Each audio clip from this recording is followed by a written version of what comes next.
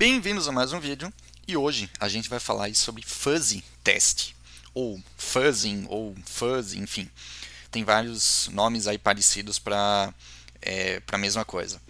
Basicamente, o fuzzy test é uma técnica de teste aí que a gente vai estar vendo aí desbravando ela em alguns detalhes a mais, beleza? Só que antes de iniciar de fato, queria ver com vocês uma possível tradução para fuzzy, né? E seria aí uma tradução mais próxima seria difuso.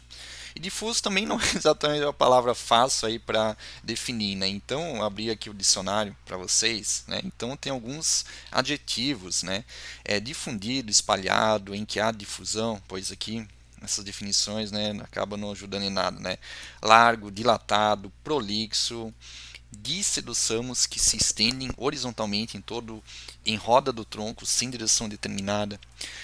Disse da claridade que não provém de raios de luz diretos. Então, eu diria aí um outro sinônimo talvez seria confuso, ok? Seria algo que não é muito claro, algo, enfim, difuso, ok? Então são algumas possíveis definições aí, beleza? Legal. Temos a possível definição, temos a possível tradução, mas o que são testes fuzzy então?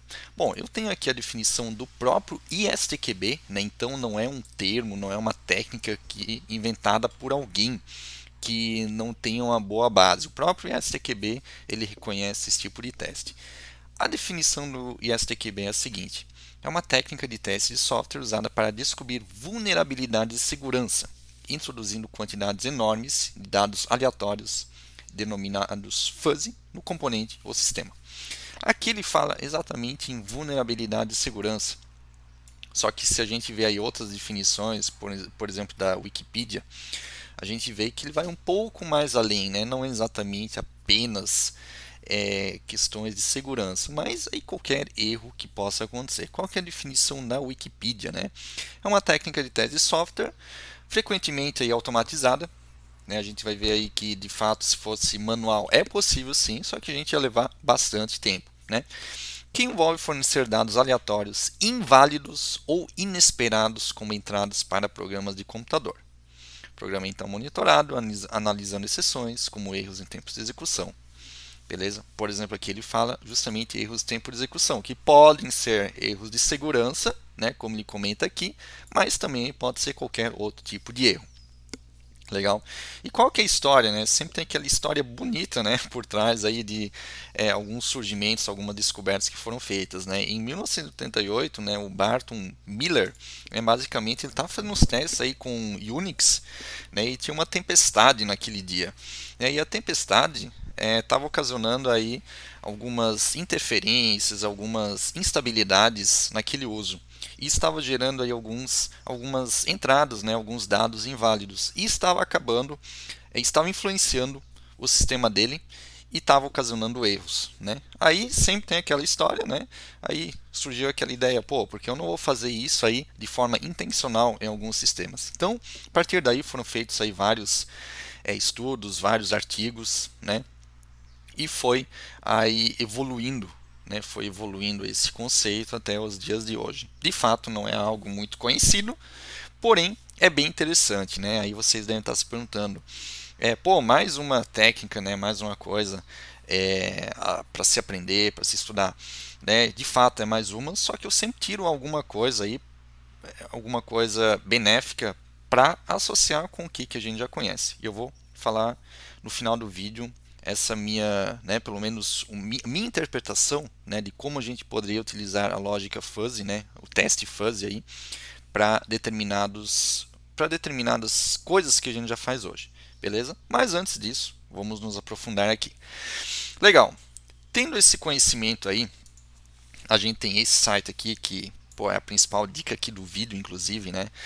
Que ele explica, ele dá exemplos práticos, né? Porque é muito bonito sempre na teoria. Ah, vou gerar dados aleatórios, vou gerar dados inválidos. Mas como eu vou fazer isso? Então, tem site aqui, o Fuzzing Book, ok.org, que ele aí explica em detalhes. Vocês veem aí que é um texto, é um artigo bem grande de funções, enfim, de todo o conceito de como gerar esses dados aleatórios em diferentes situações.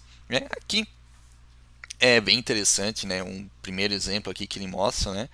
É uma função aí que gera essa string aqui, ok? Então vocês podem ver aí que realmente é um negócio aleatório, com números, com caracteres especiais, né? Enfim.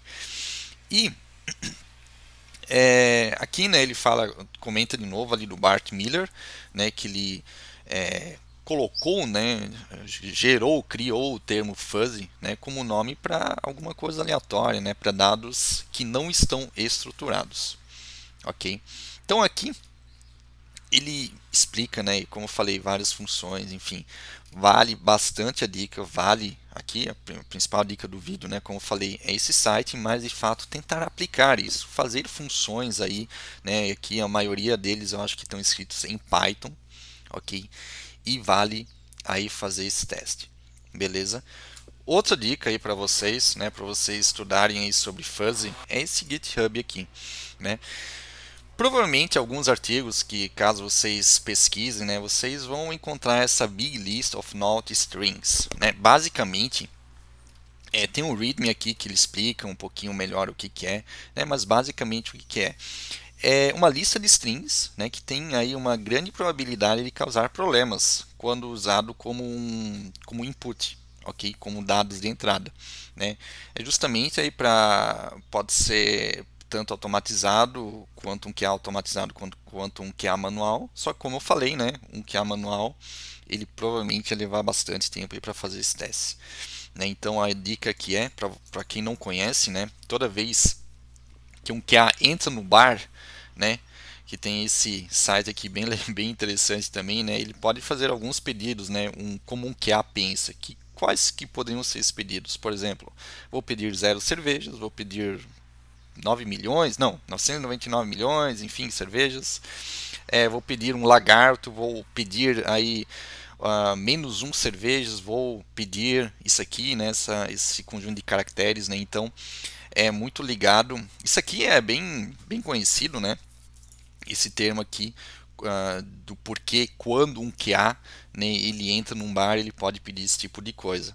E isso está muito ligado aos testes fuzzy, né? Que nos testes fuzzy os dados mais aleatórios possíveis que podem gerar algum erro são gerados. E esse GitHub aqui, que eu também vou deixar aqui na descrição do vídeo, ele tem esse BLNS, né, que é a sigla aí de Big List of Not Strings, tem justamente essa lista aí de possíveis strings, são várias mesmo, tá? Várias mesmo, que poderiam aí ocasionar problemas caso eles fossem inseridos aí em um sistema, em um componente, em uma função, né? E aí a dica que é utilizar isso com bastante responsabilidade também, né? Porque normalmente, caso vocês utilizassem isso em produção, em algum sistema que não é de vocês, vocês poderiam sim ocasionar aí um crash, por exemplo, algum problema mais grave. Então, utilizem nos sistemas que de fato estão em testes. Beleza? Então, uma lista aí bem interessante que vocês podem aí utilizar para colocar esses dados como input aí, funções, sistemas, e com certeza aí vocês vão encontrar algum problema no sistema em questão, beleza? Porque são vários caracteres especiais, enfim, são outras formatações, são coisas aí bem interessantes. Também vou deixar esse link aqui para vocês. Vou deixar o link do Fuzzing Book aqui também na descrição do vídeo. Beleza? E, né, resumindo de novo, né, tem bastante coisa aí, bastante interessante, prática aí de como aplicar isso, funções completas mesmo, né, como aplicar isso no dia a dia. E conforme eu prometi para vocês, né, no final do vídeo, beleza, test fuzzy é mais uma coisa aí aprender, é mais uma coisa aí na caixa de ferramentas do QA. Mas qual que é a minha interpretação disso, né? Por exemplo, muitas vezes a gente se preocupa muito em criar dados de teste corretos, dados de teste, uma massa de testes, né, muito bem estruturada, ok? Por quê? Porque a gente quer que o teste passe, às vezes, de forma inconsciente, né? Então, essa técnica de teste fuzzy, né, pelo menos para mim aí, faz com que eu pense de uma maneira um pouco diferente. Pô, eu vou criar uma massa de testes, obviamente, para simular questões reais de negócio, mas eu vou considerar pelo menos uma parte dessa massa de teste também para gerar dados inválidos, né? Eu não preciso, obviamente, utilizar essa lista inteira, mas eu vou fazer alguns testes aí utilizando como fazendo o input de dados possivelmente inválidos para ver como é que o meu sistema vai comportar. Então, vá um pouco além dos dados bonitos, dos dados estruturados, dos dados que o sistema ele já estava esperando. Vá um pouco além, ok? Então vocês de certa forma vão estar utilizando o conceito de fuzzy test, porém dentro de um teste normal, vamos dizer assim, entre aspas, ok? Então a gente deveria deixar a situação, o caso de teste, o ambiente instável. Instável em que sentido? Para que tenha mais probabilidade de eu encontrar algum erro no sistema. Eu sempre gosto de usar a analogia, né? Quando a atmosfera, né, o clima ele está instável. Quando a gente tem muita instabilidade na atmosfera, o que, que vai acontecer? A gente aí vai ter vendavais, a gente vai ter tempestades, a gente vai ter granizo, a gente vai ter possivelmente tornados, enfim, né? E por que isso? Porque a atmosfera está instável e vai causar problemas. E da mesma forma, quando a gente cria uma massa de dados, inputs instáveis, né, que não são comuns, a gente vai possivelmente aí criar problemas no nosso sistema. E o que o QA ele de fato aí está buscando? Gerar problemas no sistema para que eles sejam corrigidos e para que eles não sejam encontrados aí em produção. Beleza? Então essa seria aí a lição que eu posso tirar de mais esse assunto, né, de mais essa técnica de teste, caso, né, nós que não queiramos estar implementando, utilizando essa técnica aí de forma total, mas sim utilizar essa ideia para a gente incluir nos nossos testes do dia a dia também. Beleza? Então seria isso. Espero que tenham gostado aí também desse assunto, né? Eu realmente aí instigo vocês a pesquisar mais sobre esse assunto, né? Ler esse site aqui completo. Tem outros links também aqui relacionados, né? Alguns outros tipos de teste fuzzing também, que é bem interessante aí para quem quer se aprofundar aí nesse tipo de assunto. Beleza? Então é isso. Espero que tenham gostado. Deixe um like no vídeo, se inscrevam no canal e até o próximo vídeo.